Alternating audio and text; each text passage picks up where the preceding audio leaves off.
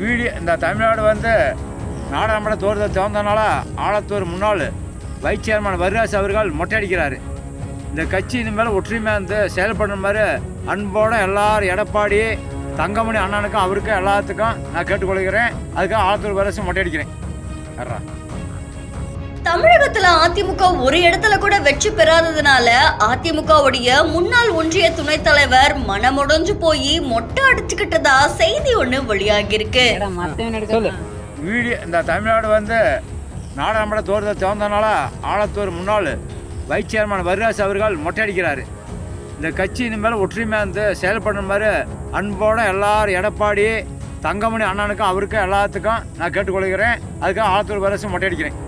ஒரு பக்கம் அதிமுக தொண்டர்கள் கடும் அதிர்ச்சியில இருக்க, இன்னொரு பரவான செய்தி பெரும் பரபரப்பை ஏற்படுத்தி இருக்கு.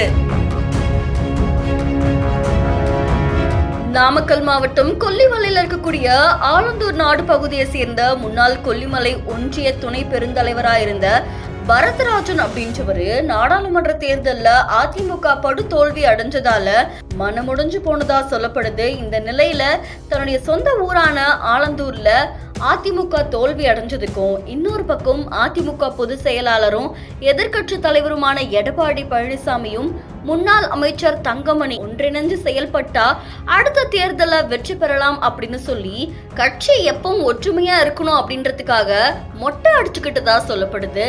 இதை தொடர்ந்து இதை பத்தி அதிமுக பொதுச் செயலாளர் எடப்பாடி பழனிசாமிக்கும் கோரிக்கை விடுத்ததா கூறப்படுது. இவர் பேசிக்கிட்டே மொட்டை அடிச்சுக்கிட்ட இந்த வீடியோ இப்ப சமூக வலைத்தளங்கள்ல வைரலா பரவிட்டு இருக்கு. ஒரு பக்கம் பிஜேபியை சேர்ந்தவரும் சமீபத்துல மொட்டை அடிச்சுக்கிட்ட நிலையில இப்ப அதிமுக சேர்ந்த இவரும் மொட்டை அடிச்சுக்கிட்டது அரசியல் வட்டாரத்துல பேசு பொருளாகி இருக்கு அப்படின்னு சொல்லப்படுது.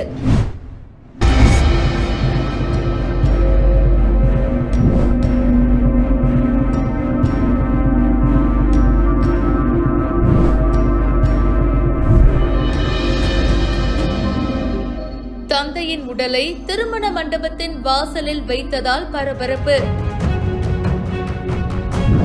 வாங்க என்ன நடந்திருக்குன்னு விரிவா பார்க்கலாம்.